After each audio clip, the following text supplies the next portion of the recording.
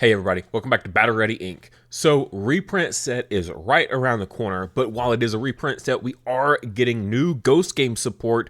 So we're going to be taking a look at what cards we need to get before the new Ghost Game cards come out. What cards that exist already that we should probably pick up just in case we need them. Some of these, the prices may increase if the decks do well, so you might want to get ahead of the curve. Some people have already jumped on this and have already taken to buying some of these cards, so we're a little late to the party, but I can't jump the gun too much on this video, or else the relevancy is just not there. So let's go ahead and get into this. Also, don't forget this month's featured memory marker is a ghoulish Jellymon.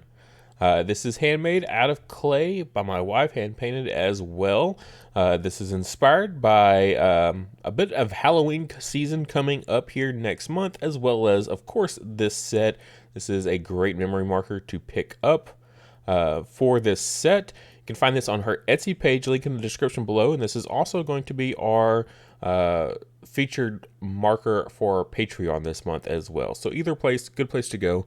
Also on her Patreon, you can find all of her previous memory markers, for the most part, that she's featured on the channel in the past. A few of them have been discontinued though, so never too late to go ahead and pick up what is still available, just in case anything else ever comes discontinued. Alright, so here we do have the RB1, the reprint set, Rising Wind. There's like so many names for this set, but either way, it's pretty much all just Ghost Game stuff, so that's going to be a major part of what we're going to be looking at here. Now, there is a lot of reprints in here that is not shown on .dev, but that is okay. So just a general idea of stuff we're going to be wanting to go ahead and look at. So let's jump over here to TCG Player. Of course, the first one is the Koovison, which is the level 5 for Gammons. We do get a new one in the set, but I think the original one is still a bit better, and it's probably going to be your predominant one. If you're doing like a 4-2 split, this is going to be your ideal 4 of. There are, of course, cheap alternatives, but I don't think any of them really beat the alt art, the original alt art here, because this really embodies what he looks like in the show, and I don't think the other artworks really do that, and this alt art is absolutely incredible. And this is actually one of the more reasonable ones. The price has dropped a bit on it over time, so actually a pretty solid one to pick up if you're picking up a Gammon deck and you want to have a really cool alt art to go with it. Definitely pick up at least one of these.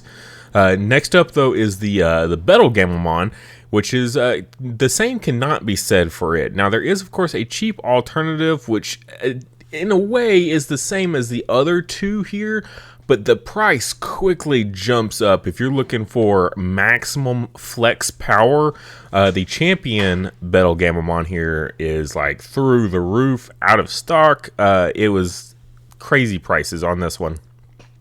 But if you're just looking to get that red border, these red foil or the colored foil cards here like this with this border, all of them are great pickups no matter what ones you're getting. So definitely a solid one to pick up. Pretty cheap price for just the participation. Now here's one that not a lot of people might think of, but the pre-release Ble Claw here. I'm actually curious if any more have popped up since I looked last. There's currently one listing. We'll see how long that lasts.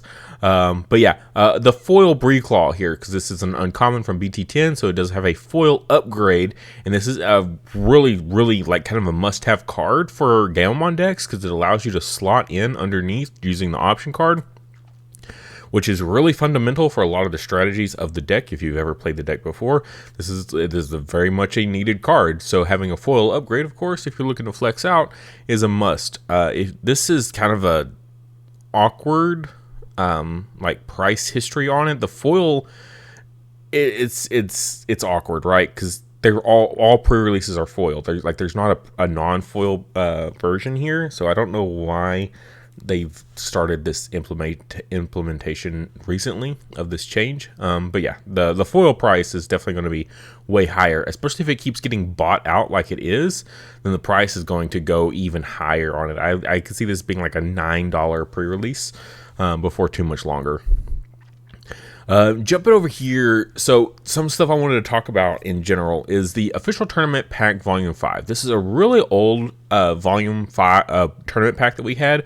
This was when stores were just starting to finally get tournament packs like across the world, right? Before this, getting tournament packs was a bit of a pain, and there wasn't many of them. So some of the prices here were a little bit more skewed. The Tamers here are getting reprinted in the set. Okay, they have been shown that they are in the set, so these prices should fall down a little bit. The Kirishiro here is I think it's a staple for the Jellymon deck, because it gives jamming to Jellymon, so I think it's a really must-have. But the other ones down here are not getting reprinted.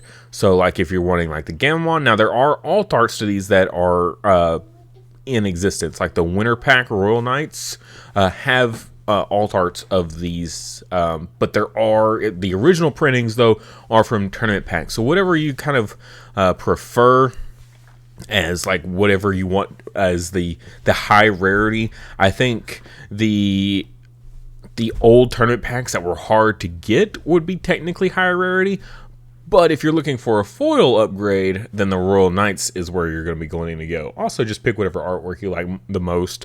I do like the Gammon more, which that's the only one that reflects a higher price than the original. Well, I guess Angandoran does too, a little bit. But yeah, so just kind of keep that in mind moving forward. Alright, so looking at Gammon, just Gammon himself, there are so many Gammons, and you pretty much have to run just all Gammons because that's just how the deck works. You have to have Gammon in the name to get a lot of abilities and things like that, and to get your level 4 evolutions have to be on top of Gammons for the, the being able to avoid the color restrictions and things like that. So you're pretty much going to be looking at running a lot of Gammons. Now there is a lot of Gammons to choose from. You actually can kind of mix and match. You don't have to run just every Gammon that's ever been printed. There's a decent amount of them. Alright, so first up, the BT8 one, we have so many printings of. We have the original, we have the pre-release, there's the alt art, there's the Digimon illustration version, and I believe we also, we had a Digifest as well. So tons and tons of variants to choose from. The illustration pack's pretty nice, but of course we're going to talk about the alt art. The alt art is absolutely awesome. Like that full borderless with the other two in the background, really great pickup. You're gonna want your BT8 one for sure. The tournament pack one here that we discussed earlier with the Royal Knights as well, that's gonna be a good one to pick up also. Those are gonna be your main ones. We got the new one as well that's coming out. I'm not a huge fan of this one here because it's a 4 play cost or a 1 Evo cost. The promo 58, but I believe there's a promo 59, promo 65 here. But yeah, so there's some good ones to choose from. Oh yeah, promo 59, that's it. Yeah, promo 59 is good. Promo 58, not all that great. But yeah, so some good stuff to pick up here. Definitely want to get your alt arts as well as your promo 59s. Whichever one you like more, they're both kind of expensive, but they're both really good and good choices for the deck. That 3 play cost, 0 Evo cost. What you really want for a rookie. Alright, Jellymon time. Yes, I love Jellymon. I've got playsets of all this stuff here.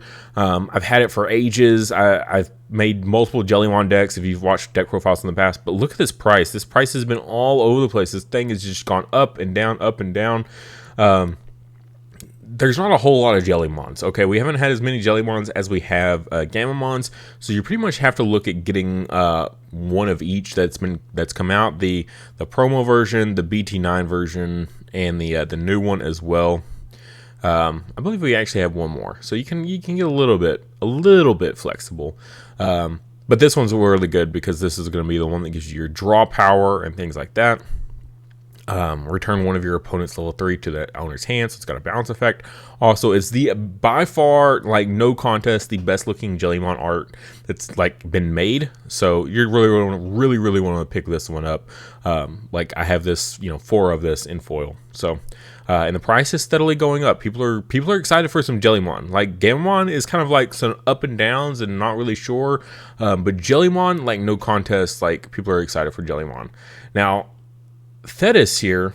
This is the level 5 that came out in that same set. Great looking alt art, by the way. You got Gammon there in the sub in the background, so that's very cute. Good looking art as well. I love this card. Just the fact that I get to attack twice.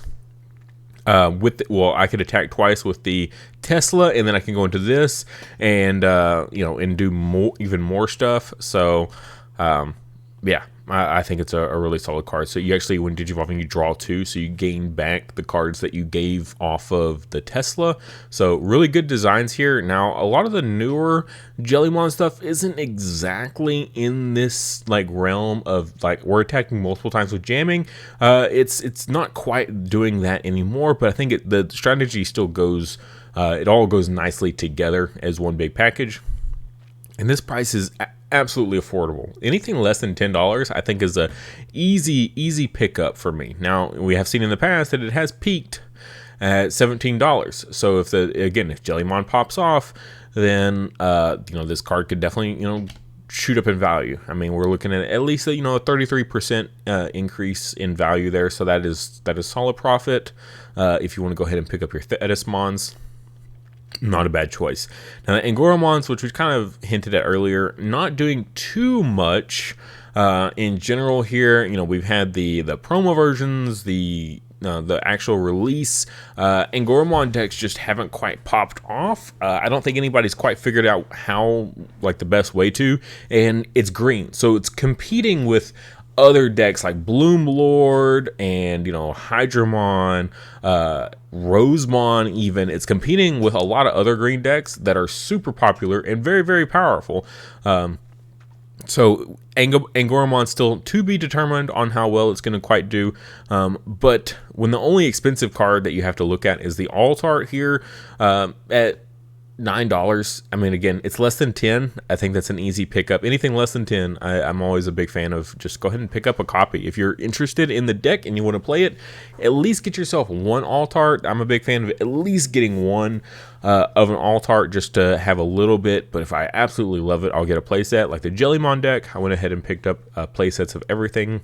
But the Angandoran here, I think the alt art is definitely by far. Look at all these different arts. The alt art is like blows the others out of the water, absolutely. And to go with him is your Lorton, and Lorton is super affordable. So if you're looking at just making a pure deck just for kicks and fun, Lorton, go ahead and pick up your Lorton. That's like no brainer here. We're looking at a $3 card. Why not? Absolutely, why not? Go ahead and pick up a Lorton. I think it's a pretty safe pick. You're not going to really lose any money. I think it's pretty much as low as it's going to be. $3 on an alt art is pretty much as low as they normally get. A few in the past, have reached $2, but I don't think there's any harm in picking up even if you lose $1.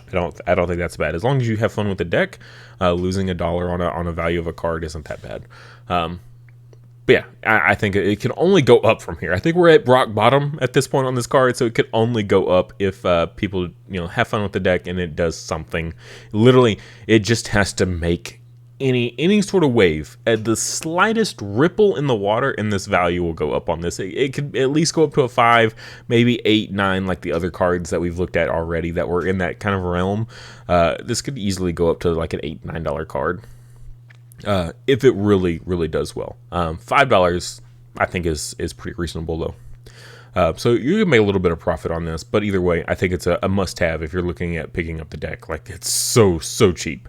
But that's going to actually do it for the main set release. I do have one more card I want to show you guys, but it's not related to the reprint set. We don't have a whole lot that we can look at moving forward with the reprint set of what exists out there to support the strategies that we're getting. It's all Ghost Game stuff, which they've been really, really lacking on giving us good Ghost Game support for a long time now. So this is our first big, huge introduction into it. Besides the the original BT9 runs that we had on cards. Ghost Game, this reprint set is the first like big one. We get all the way to the megas this time around. So we're going to really feel the power of it. But one last card I want to just kind of leave on your doorstep here, just kind of card to think about. Ble Ganon pre-release. Look at the price of this card. This card was like nothing. It was $5 at one point. Crazy cheap. I mean, it wasn't all that great. Like, people used a little bit of it in Mass Daemon when they wanted that quick pop off, which is whenever I picked up my Ble Ganon originally. And then they announced it's the thing is, it's a dark animal. Okay, it's a purple dark animal. If you're looking forward to the next set, Lugamon. Like, everyone's loving Lugamon, right? The new best boy. His deck is really, really centric with dark animals, and it gets to play them from the trash for free. So Ble Ganon is incredible for that deck. Like, super, super good. And the price absolutely reflects it. So pre-release foiled upgrades of this card. Now, if you don't care about foil upgrades, then this really isn't for you. But if you are, and you can find these out in the wild still. I mean, it's a pre-release, so sometimes you can find like shops that don't have a really big turnout, so they've got like a mountain of pre-release packs sitting in the back room.